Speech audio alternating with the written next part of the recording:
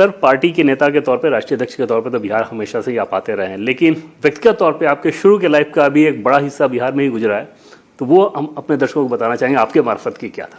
नहीं, मेरा जन्म यहीं हुआ पटना में, 20 साल में यहीं रहा। मेरी पूरी स्कूलिंग शिक्षा यहीं हुई। पटना सेंट जेवियर से मैंने पढ़ाई की और फिर पटना कॉलेज से मैंने पॉलिटिकल साइंस ऑनर्स में ग्रेजुएशन की। तो ये सारा जो समय गुजरा ग्रेजुएशन तक का, वो मेरा पटना में गुजरा है। और आप जानते ही हैं देवेंद्र जी के, किसी के भी जीवन में बचपन और जब वो युवा होता है, उसका जो जीवन यात्रा होती है, उसके लिए बहुत ही याद रखने वाली होती है। और बहुत सी घटनाएं ऐसी होती हैं जो उसे जीवन में एक बालक से युवा बनाता है।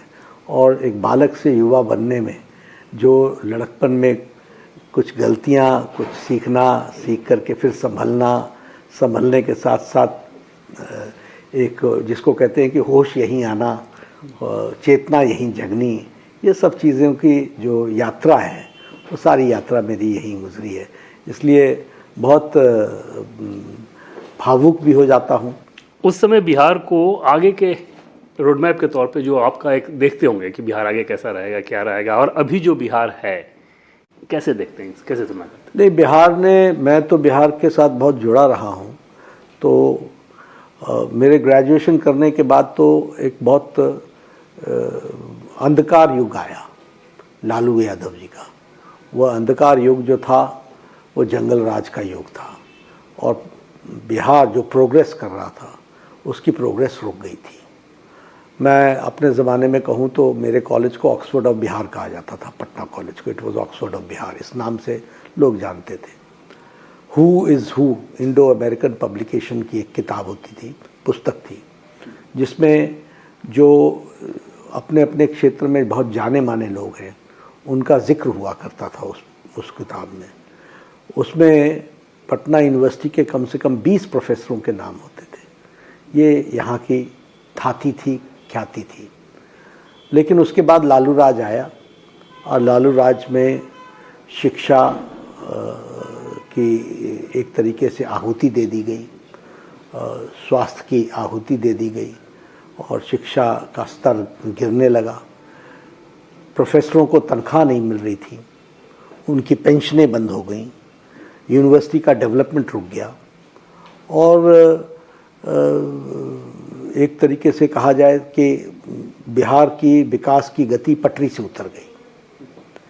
ये 2005 के बाद नीतीश कुमार जी के नेतृत्व में बिहार ने बहुत एक फिर से करवट ली और 2014 के बाद मोदी जी का आशीर्वाद मिला तो वो गति और तेज़ पकड़ी।